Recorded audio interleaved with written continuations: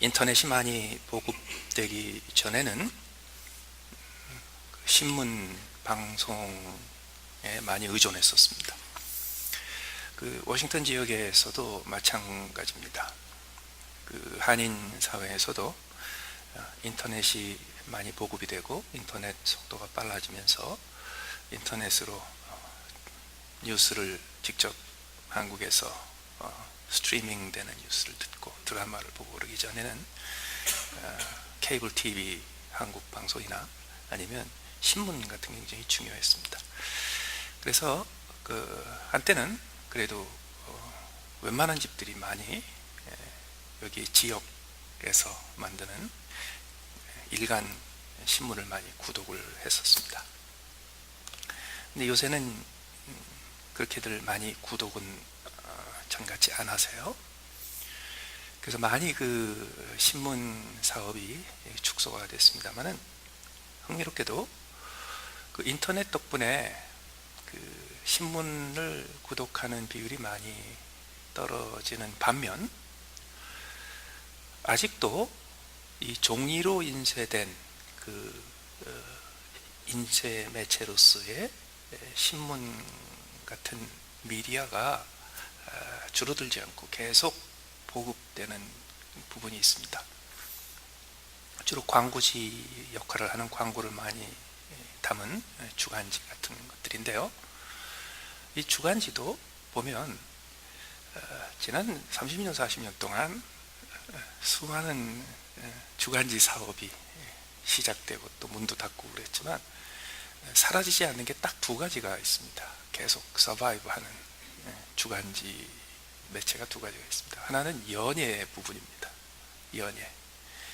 그래서 뭐 주간 연예 이런 건 안 없어지더라고요. 안 망하더라고요.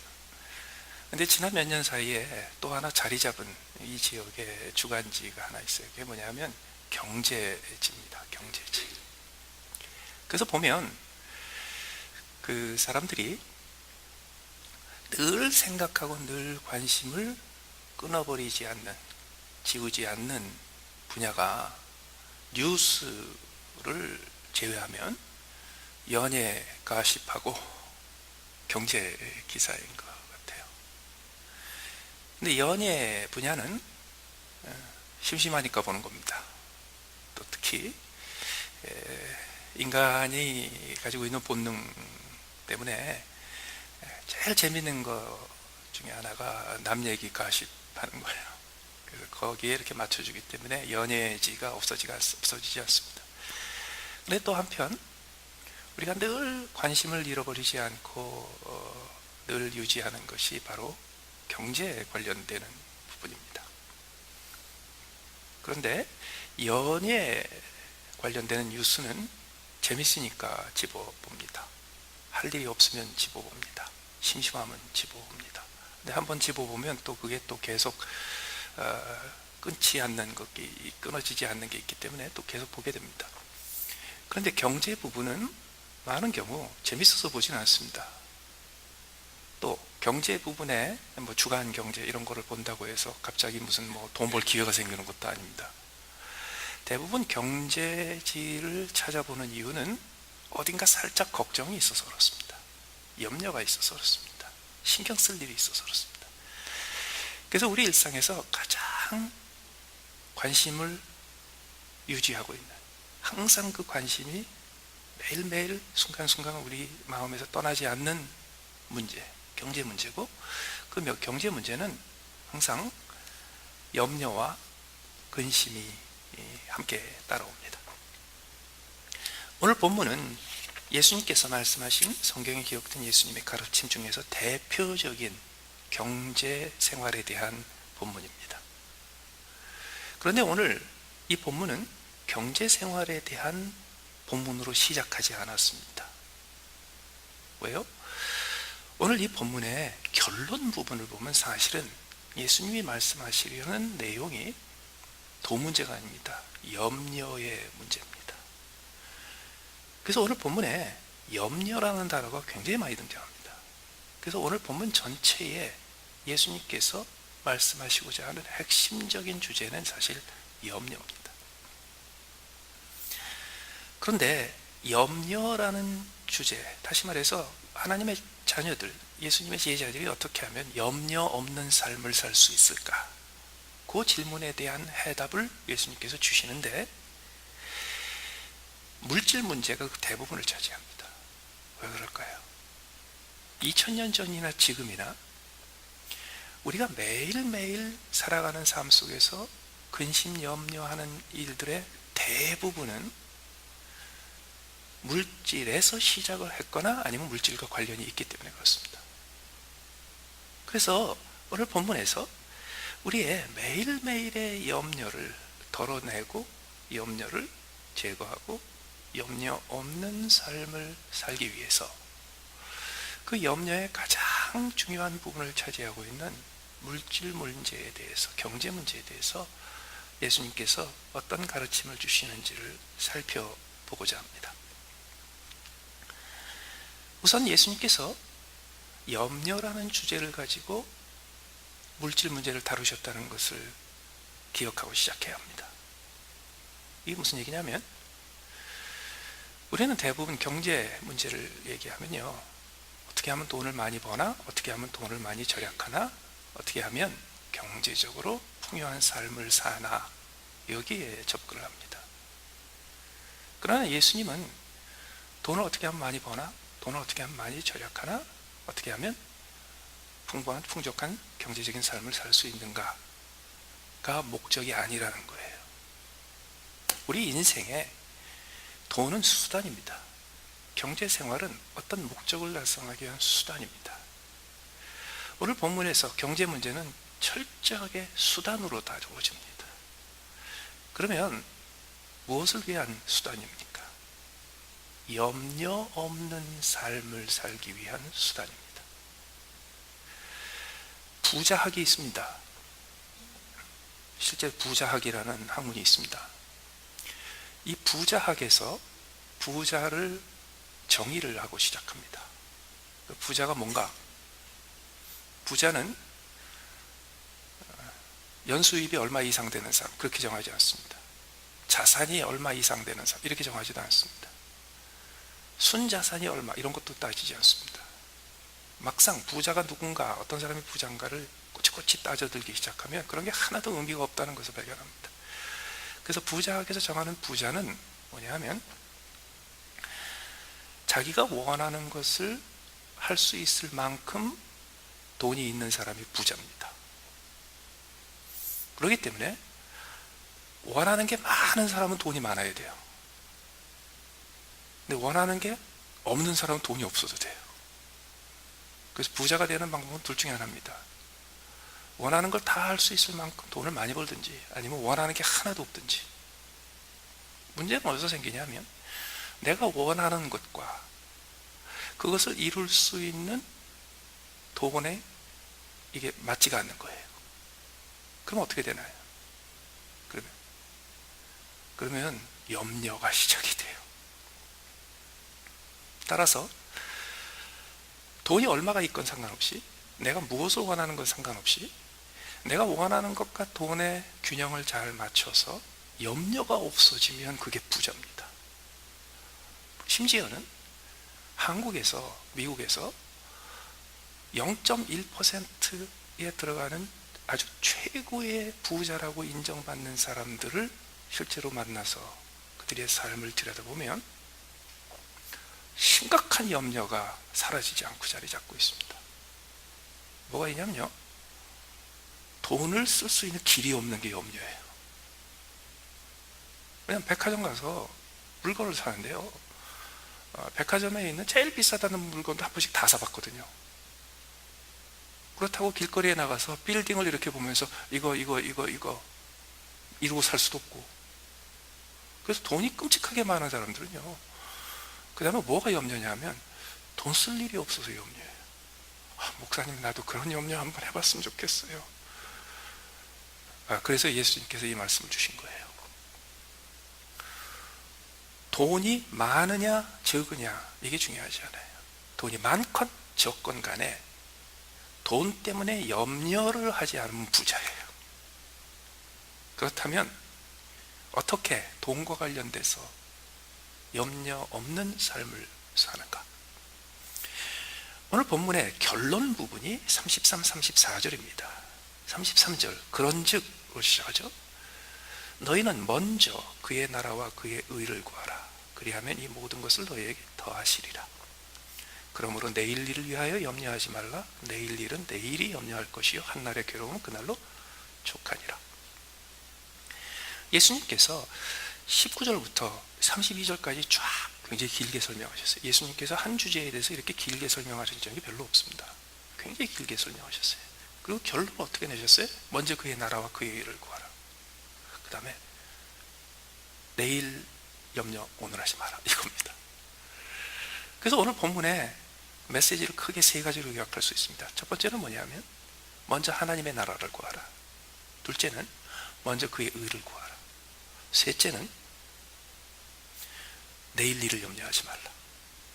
요거 세 가지입니다.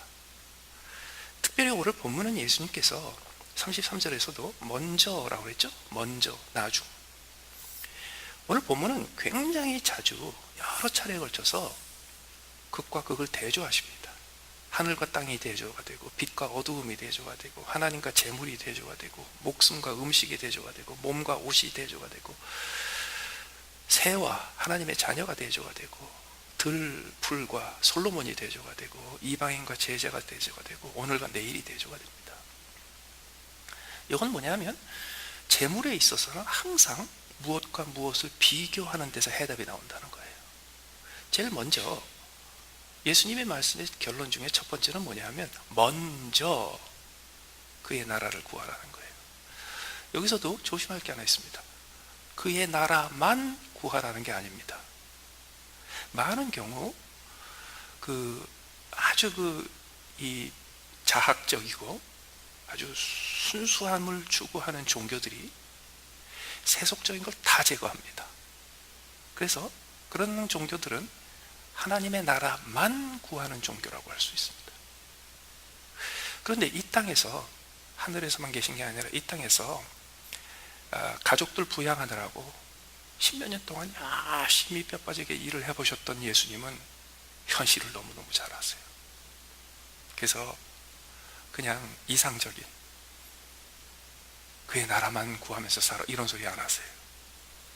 그 대신 어떻게 하시냐면 먼저 그의 나라를 구하면 나중에 이 모든 것이 따라온다, 그렇게 말씀하세요. 다시 말해서 순서가 중요해요. 순서, 우선순위. 그러면 먼저 그의 나라를 구한다는 건 무슨 뜻인가? 그것은 19절에서 24절까지의 설명입니다. 19절부터 24절까지 하신 말씀을 요약하신 것이 먼저 그의 나라를 구하라 하는 것입니다. 하나님의 나라를 내가 먼저 구한다라는 것은 뭐냐 하면, 하나님의 나라, 성경에서 나오는 하나님의 나라는 거의 예외 없이 한 가지를 의미합니다. 하나님이 통치하신다.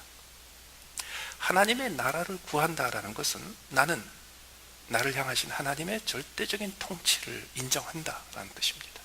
하나님의 통치하에 들어간다라는 뜻입니다. 다시 말해서 재물과 경제 생활에 있어서 나는 하나님이 나의 주인이시고 하나님이 나의 통치자이시며 하나님이 나의 보스라는 사실을 인정한다, 이겁니다. 그걸 먼저 인정하면 이 모든 것이 뒤따라온다는 거예요. 어떤 분들은요, 이 모든 것을 너에게 더하시리라 라는 말 때문에, 맞아, 하나님의 나라를 먼저 구하면 모든 것이 더해져 부자가 돼. 이 모든 것의 결론이 뭐예요? 염려가 없어지는 거예요. 그래서 어떨 때는요, 돈이 많아서 염려가 없어질 수도 있는데, 더 쉬운 방법은요, 돈이 하나도 없어도 염려가 없어지면 그게 더 쉬워요, 사실. 그러면 하나님의 나라를 구한다, 먼저 구한다는 것을 구체적으로 예수님은 어떻게 설명하셨습니까? 19절, 너희를 위하여 보물을 땅에 쌓아두지 마라. 거기는 좀과 동록이 행하며 도둑이 구멍을 뚫고 도둑질하느니라. 그러면 어디에다 보물을 쌓아둡니까? 20절, 오직 너희를 위하여 보물을 하늘에 쌓아두라. 거기는 좀이나 동록이 해하지 못하며 도둑이 구멍을 뚫지도 못하고 도둑질도 못하느니라.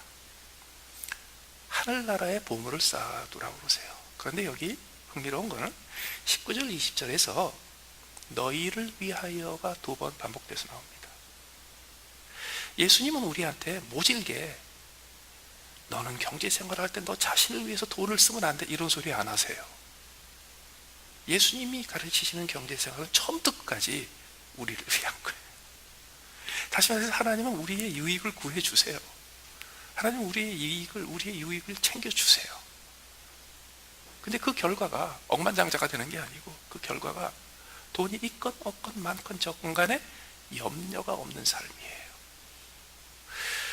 그래서 우리를 위하여, 너희를 위하여 말씀하시죠. 대조가 어떻게 됩니까? 땅에 쌓아두지 마라. 보물을 하늘에 쌓아두라.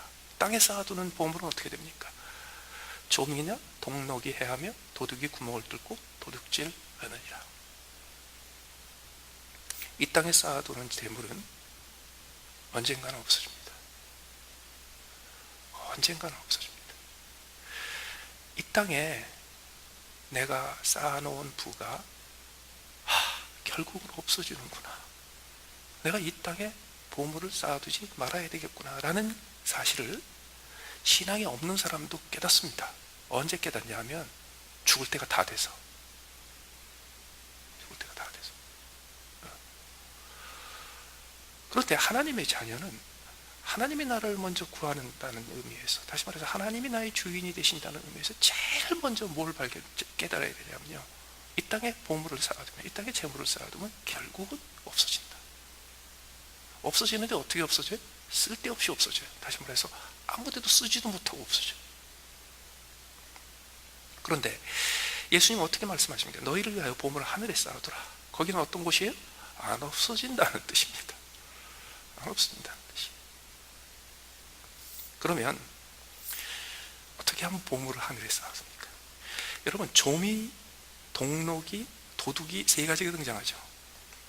좀은 왜 등장합니까? 노트입니다. 노트, 채권, 어음. 우리가 쓰는 화폐는 사실은 원래 그 채권입니다. 어음입니다. 은행의 어음입니다. 옛날에도 경제 거래를 할 때 서류로 거래한 적이 있어요. IOU, 채권. 채권이 돈 역할을 합니다. 그래서 저 사람이 나한테, 내가 저 사람한테 돈 받을 게 100만 불이 있어. 그러면 그게 100만 불짜리 돈인 거예요. 근데 그거는요, 좀이 먹어요. 그래서 어느 날 잘 보관한다고 보관했는데 열어보니까 다 가루가 돼버렸어. 그럼 없어진 거지. 동록은 뭡니까? 화폐입니다. 동전. 동전으로 바꿔놨잖아요. 그러면 세월이 흐르면요, 녹이 슬어서 다 부스러져요. 근데 그러면 좀도 먹지 않고 녹도 쓸지 않는 은이나 금으로 두면 어떡하느냐? 그건 도둑이 가져가요. 그래서 그 다음부터는요, 이걸 쌓아두기 시작하면 그 다음에 어떻게 되냐면, 그 좀 먹으면 어떡하지? 녹이 쓸면 어떡하지? 도둑이면 어떡하지? 그래서 염려가 더 늘어요.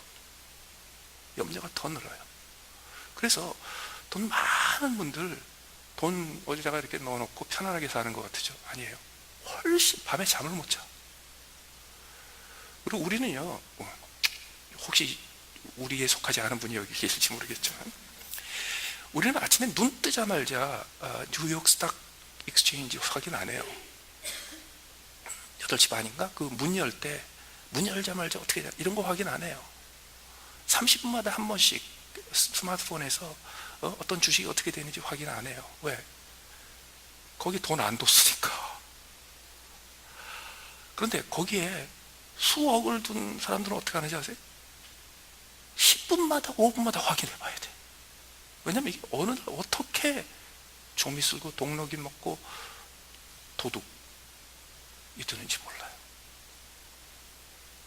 그러면 하늘나라에 보물을 쌓아두려면 어떡합니까? 자, 보세요. 세 가지 얘기했죠. 좀과 동록과 그다음에 도둑 얘기했죠.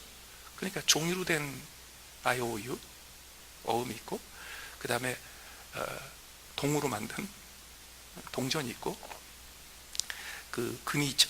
다시 말해서 보물을 쌓아두려면 그걸로 바꿔야 돼. 예를 들게요. 땅 부자예요. 땅이 엄청나게 많아. 그럼 그 땅을 어디다가 쌓아뒀어요? 땅을 어디다가 쌓아요? 땅은 땅이지. 근데 그 땅이 내 거라는 걸 어디다 쌓아뒀어요? 땅 문서라는 걸로 어디다 쌓아둔 거거든요. 다시 말해서 쌓아둘 만한 화폐의 형태로 바꿔야 합니다. 그런데 하늘나라에는 어떻게 쌓아둡니까? 하늘나라에는 어떻게 쌓아둬요? 하늘나라에 쌓아두려면 땅을 쌓아두지 못하니까 땅 문서로 바꿔서 쌓아두고, 그 다음에 내가 장사해서 얻은 물건들을 팔아가지고서 그거를 돈으로 바꿔서 은행에다가 쌓아두는 것처럼 하늘나라에 쌓아두는 화폐의 종류가 따로 있습니다. 첫째는 그게 헌금입니다. 그런데 헌금이 다가 아닙니다. 성경에서 하늘나라에 쌓아두는 헌금은 11조입니다. 근데 11조는 꼭 세금하고 비슷해서 11조를 안 내면 떼먹은 겁니다. 왜냐하면 처음부터 11조는 하나님 거기 때문에 11조를 안 내면 그러면 그 하나님한테 축복받을 길을 축복받지 못하고 복받지 못하고 복받지 못할 짓을 한 거야, 이런 차원이 아닙니다. 11조를 안 내면 그냥 떼어먹은 겁니다. 남의 거를 훔친 겁니다. 그것은 그냥 11조의 시작입니다. 근데 거기서 그치는 게 아니에요. 그 다음에 뭐냐 하면 하나님 나라에 내가 재물을 쌓아두는 화폐의 형태는 은혜입니다. 은혜. 다시 말해서 하나님의 은혜를 받은 우리가 하나님을 주인으로 인정해서 하나님 앞에 은혜를 감사하는 차원에서 하나님이 기뻐하시는 방법으로 돈을 씁니다. 그게 뭐예요? 하나님의 은혜를 받은 자가 하나님의 은혜가 넘쳐서 하나님의 은혜를 나누어 주는 방법으로 돈을 씁니다. 그게 은혜예요. 그게 은혜예요. 그렇기 때문에 헌금부터 시작합니다. 그러나 그 헌금에서 그치지 않고 헌금 이외에 내가 생활에서 쓰는 모든 재정적인 지출에 항상 은혜의 요소가 있어야 돼. 하나님이 내게 은혜로 주셨으니까 나도 은혜로 이것을 환전하리라. 내가 달러를 하나님 나라 은행에 기록될 수 있는 은혜라는 화폐로 바꾸리라. 이 하나님 나라에 쌓아두는 것을 강조하시기 위해서 21절에서 내 보물이 있는 그곳에는 내 마음도 있느니라 그랬거든요. 자 보세요. 우리 보물이 이 땅에 있어요. 그러면 우리 마음이 어디 있어요? 이 땅에 있죠. 우리 보물이 은행에 있어요. 그럼 우리 마음은 어디 있어요? 은행에 있어요. 우리가 이 땅에서 요새 뭐 금 투자하는 게 많으니까 금화를 잔뜩 사가지고 어디다 둬요? 집에 못 둬요. 그럼 어디다가 둬요? 은행 금고에다가 둬요. 그럼 우리 마음은 어디 있는 거예요? 은행 금고에 있는 거예요. 그럼 은행 금고에 금덩어리와 함께 우리의 마음이 갇혀 있으면 재밌어요? 없어요? 그런데 우리의 마음이 우리 재물이 있는 곳에 있는데 그 재물이 어떻게 바뀌었어요? 은혜라는 화폐로 하나님 나라에 기록이 되어 있거든요. 그럼 우리의 마음이 어디 있다는 거예요? 하나님 나라에 있어요. 내 마음이 세상에 있지 않고 하나님 나라에 있어요. 내 마음이 은행 금고에 있지 않고요. 내 마음이 시장 바닥에 있지 않고요. 내 마음이 주식 시장에 있지 않고요. 내 마음이 하나님 나라에 있어요. 그러면 내 마음이 하나님 나라에 있으면 내가 하나님 나라에 있는 겁니다. 그럼 염려가 사라지는 거예요. 더 나아가서 눈은 몸의 등불이니 그러므로 내 눈이 상하면 온몸이 밝을 것이요 눈이 나쁘면 온몸이 어두울 것이니 그러므로 내게 있는 빛이 어두우면 그 어둠이 얼마나 더하겠느냐. 요거는 예수님 그 당시에 사람들이 알고 있었던 신체 구조에 대한 이해에서 시작합니다. 자 보세요. 우리 몸 어떻게 구성되어 있습니까? 머리끝부터 발끝까지 피부로 덮여 있죠. 근데 피부는 빛이 안 들어가죠. 그렇죠? 그런데 우리 몸에서 몸 안으로 빛이 들어갈 수 있는 곳은 딱 한 군데입니다. 뭐예요? 눈동자죠. 그래서 고대인들은, 그 당시 사람들은 눈동자를 집에 있는 창문으로 여겼습니다. 그럼 집에 있는 창문은 어떤 역할을 해요? 창문에 가면 안에서 밖을 내다볼 수 있죠. 근데 창문의 역할은 안에서 밖을 내다보는 역할이 더 중요한 게 아닙니다. 어떤 게 더 중요해요? 빛이 안으로 들어오게 하는 역할이 훨씬 더 중요합니다. 그래서 고대인들은 눈이 어떤 시신경을 통해서 어떤 이렇게 해가지고서 뭐 보느냐 그런 거 몰랐어요. 그런데 몸에 붙어 있는 눈의 역할 중에 가장 중요한 것을 뭘로 생각했냐면요, 밖에 있는 빛이 어두운 내 안으로 들어오는 창문으로 생각을 했습니다. 그래서 이 말씀하신 거예요. 그런데 왜 느닷없이 재물을 얘기하면서 이 얘기를 하셨나요? 재물을 이 땅에 쌓아두는 것과 재물을 하늘에 쌓아두는 것의 차이는 온 몸에 빛을 들여보낼 수 있는 눈동자와 같다라는 것을 지적하신 거예요. 다시 말해서 우리 몸에 속을 밝힐 수 있는 것은 온 몸으로 받아들이는 햇빛이 아니고 조그마한 눈동자로 들어오는 빛이 우리 몸을 밝히는, 우리 몸의 안을 밝히는 것처럼, 창문으로 들어오는 빛이 안을, 실내를 환하게 밝히는 것처럼, 내가 내 인생에서 하나님을 나의 주인으로 삼고 하나님이 기뻐하시는 모습으로 하나님께 드리고 은혜를 베풀기 위해서 돈을 사용하기 시작하면 우리의 삶에, 우리의 영혼에 하늘나라의 빛이 들어온다는 겁니다. 하늘나라의 빛이 들어오면 어떻게 돼요? 어두움이 사라져요. 여러분, 염려가 만들어내는 가장 큰 문제점이 뭔지 아세요? 어두워져요. 침침해져요. 빛을 잃어요. 그렇기 때문에 인생이 빛나게 살려면, 우리의 영혼이 빛나려면, 요 바로 본문 앞에 뭐 얘기 나오는지 아세요? 기도와 금식 얘기 나옵니다. 그때는 그 얘기 안 했어요. 여러분, 금식하고 기도하면 우리의 영혼이 반짝반짝 빛날 것 같아요? 그거 힌두교나 불교에서 하는 얘기입니다. 우리의 영혼이 빛나는 거, 우리의 삶이 빛나는 거, 우리의 삶의 존재가 광채나는 삶으로 변하는 거, 재물을 하늘에 쌓아두면 됩니다. 더 나아가서 세 번째로 예수님이 이걸 지적하십니다. 한 사람이 두 주인을 섬기지 못할 것이니 혹은 이를 미워하고 저를 사랑하거나 혹은 이를 중히 여기고 저를 경히 여김이라 너희가 하나님과 재물을 겸하여 섬기지 못하느니라. 예수님께서 하나님의 나라를 먼저 구하라는 것의 핵심이 바로 이겁니다. 우리에게 두 주인이 있습니다. 하나님과 재물. 이것도 굉장히 중요한 부분입니다. 예수님은 재물의 역할이, 재물의 능력이, 재물의 영향력이 하나님과 대등할 정도로 강하다는 것을 인정을 하십니다. 네? 사령관이 있고 부사령관이 있고 이 차원이 아니에요. 두 주인이 있습니다. 우리의 인생에. 그래서 우리의 인생에 미치는 영향력만 계산을 하면, 원래 가지고 있던 능력이 아니고 그것 때문에 우리의 인생에 어떤 영향력을 받고 있는가를 계산을 하면 하나님이 우리에게 미치는 영향력과 돈이 우리에게 미치는 영향력이 거의 똑같다는 겁니다. 아, 목사님 이게 말이 돼요? 살아보세요. 진짜 그렇지. 예수님이 그 얘기를 하시는 거예요. 하나님이 너에게 주는 영향력과 돈이 너에게 주는 영향력이 내가 보니까 똑같더라, 이 뜻입니다. 그러면 어떻게 해야 됩니까? 내가 먼저 그의 나라를 구한다는 얘기는 뭐예요? 내게는 주인이 하나님밖에 없습니다. 이거를 분명히 아는 거죠. 그런데 원래 재물이 주인이었고 하나님이 이 밑에 있다가 재물을 주인 자리에서 밀어내고 쿠데타에서 밀어내고 하나님을 그 왕좌에 올리고, 이게 아니에요. 원래 주인이 둘이에요.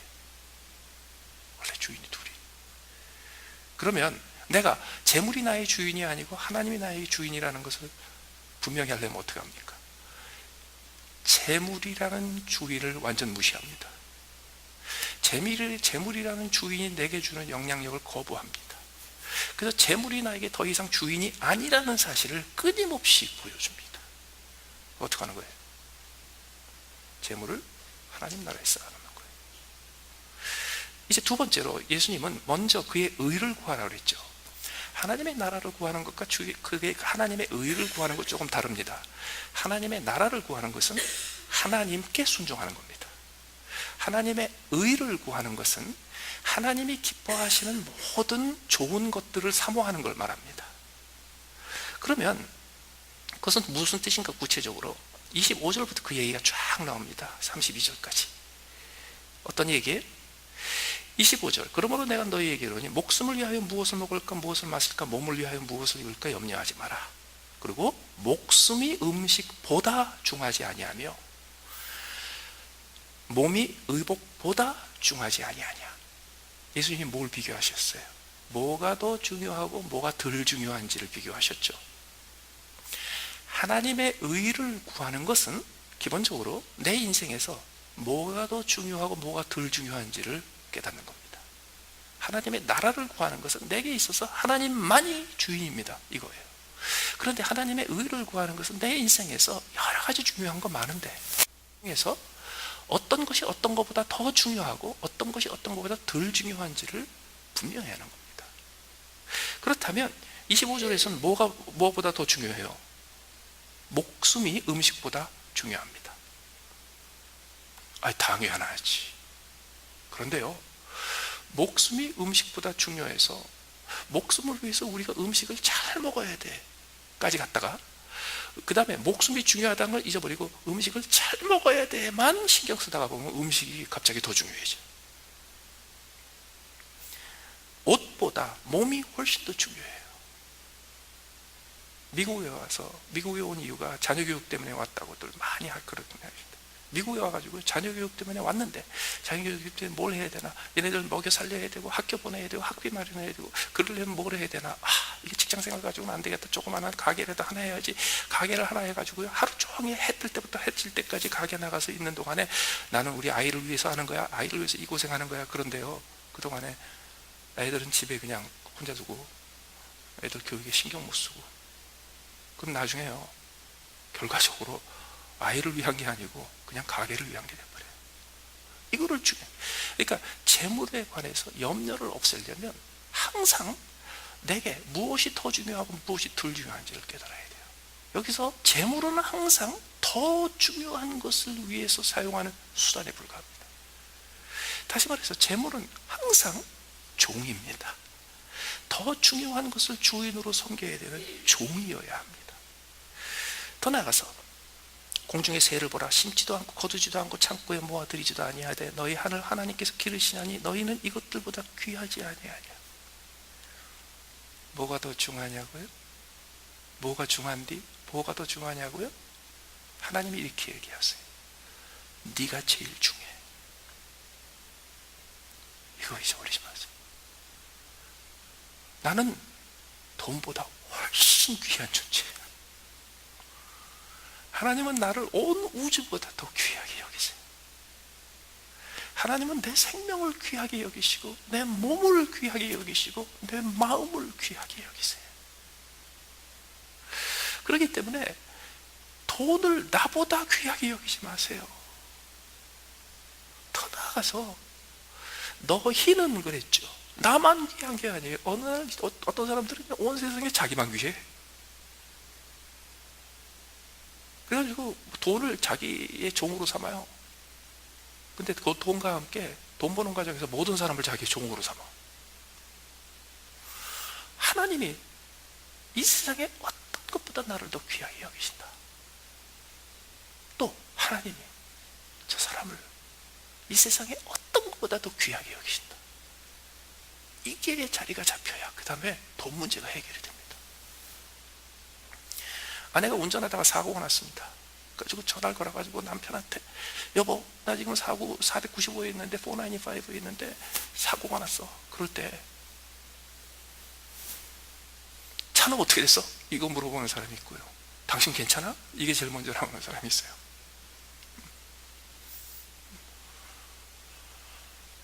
뭐가 중요한데요?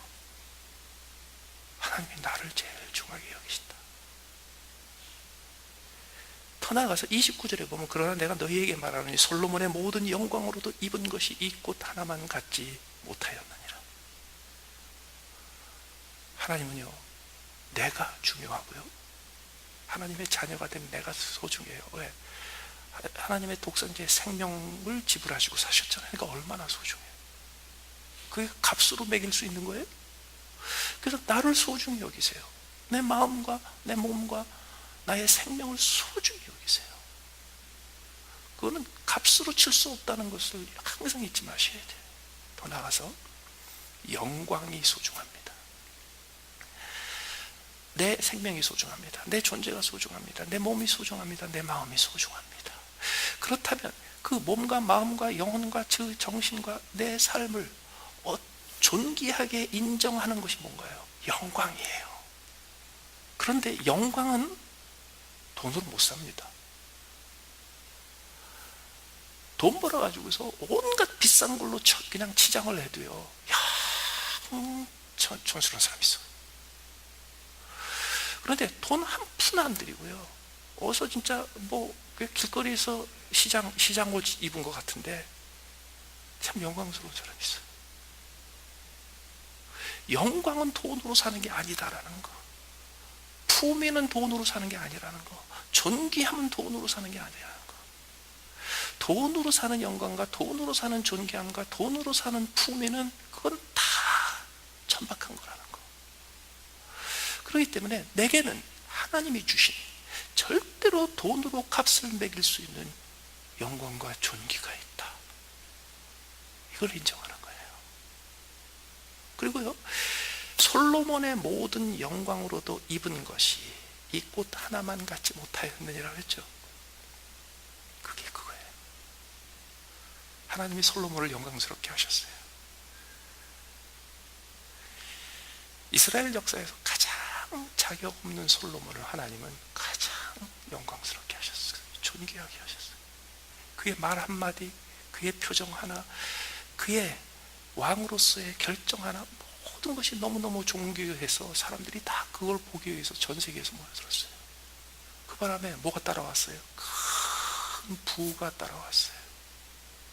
근데 착각하지 마세요. 솔로몬이 부자가 됐기 때문에 영광스러운 게 아니에요.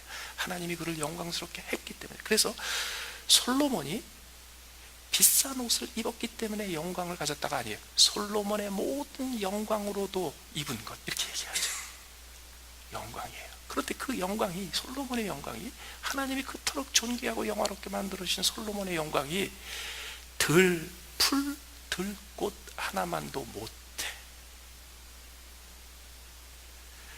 하나님이 내게 주신 영광이 있어요. 존귀함이 있어요. 하나님이 내게 주신 빛이 있어요. 그 빛이 내 삶에 가득 차고 내 인생에, 내 영혼에 가득 차야 되는데 그걸 막는 게 뭐예요? 눈 감으면, 아까 눈 감으면 빛이 막히죠. 눈 감는 게 뭐예요? 재물을 땅에다 쌓아두는 거예요. 그 재물을 하늘에 쌓아두기 시작하면 그 영광이 살아나요. 그 존귀함이 살아나요. 그래서 우리의 삶 속에서 항상 돈 주고 얻지 못하는 영광을 항상 붙잡아야 해요.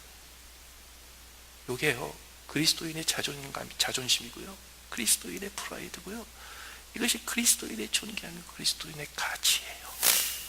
그래서 항상 내 인생에서 나는 이 세상에서 억만금을 주어도 구할 수 없는 이런 영광이 내게 있어. 여기 있어야 돼. 여기 있어요. 그런 게 어떤 건데요? 어떨 때는요, 아들, 딸들한테 이렇게 얘기해도 너희가 내 영광이야. 그것은 너희가 내 자랑이야. 마지막으로 내일 일 위하여 염려하지 말라 그랬죠. 마지막 세 번째 교훈은 이겁니다. 내일 일을 염려 안 하는 겁니다. 자, 그런데 34절을 잘 보세요. 그러므로 내일 일을 위하여 염려하지 말라. 그러니까 우리는 자꾸 내일 일 염려한다는 얘기죠. 그의 나라를 먼저 구하고 그의 의를 먼저 구한 다음에 하나 더 해야 돼. 뭐냐면 내일 일을 당겨서 염려하는 걸 하지 말아야 돼. 걱정을 연구하는 많은 심리학자들이 공통적으로 얘기하는 게 그거예요. 우리가 염려하는 것의 80%에서 90%는 벌어지지 않을 일을 염려한대요. 그래서 우리는 내일을 생각하면요, 온갖 벌어지지 않을 가능성 있는 것들을 잔뜩 머리에다가 넣고요, 그러고서 염려를 해요. 그래서 그냥 어떻게 해야 돼요? 내일 확실하게 벌어질 분명한 거, 이런 거 아니에요. 그냥 내일 일 자체를 염려하지 말아야 돼요. 그러면 어떻게 됩니까? 오늘 일만 염려해야 되냐고요? 오늘 일만 염려하라는 말이 안 나와요. 오히려 어떤 표현이냐면 내일 일은 뭐라고 나왔어요? 여기 내일 일은, 요거 개역 개정입니다. 개역, 우리 전에 성경에 요거 뭐라고 나오는지 아세요? 내일 일은 내일 염려할 것이요, 이렇게 나와 있어요. 뭐가 빠졌어요? 이가 빠졌죠. 칼같이 빠졌어요. 요 전 성경에는요, 내일 일은 내일 염려할 것이요 그랬으니까 오늘 염려할 것만 염려하고 내일 가면 내일의 해가 뜬다. 그러니까 내일 일은 내일 이렇게 보였죠. 여긴 들려요. 내일은 누가 염려하는 거예요?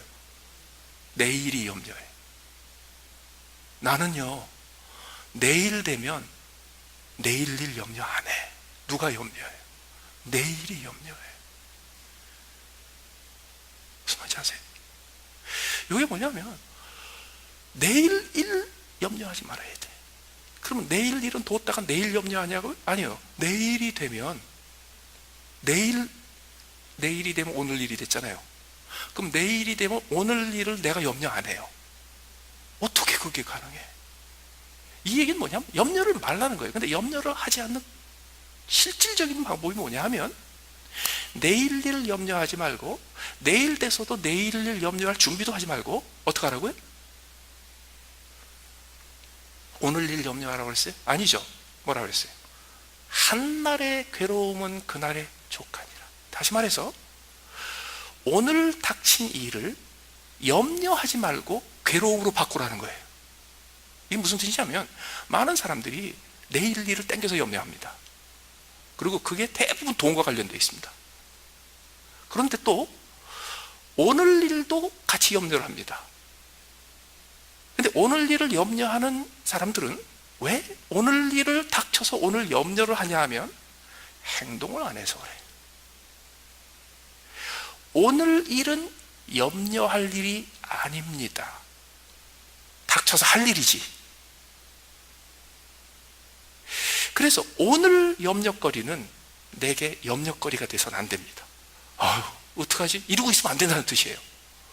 오늘, 어저께 오늘을 생각하니까 염려거리가 있었잖아요. 그러면 오늘이 되면 어저께 생각했던 오늘의 염려거리를 어떻게 해야 돼요? 염려하지 마세요. 어떻게 해요? 괴로움으로 바뀌세요. 무슨 얘기냐면 일을 하시라고. 오늘 분량에 힘들여서 일을 하시라고.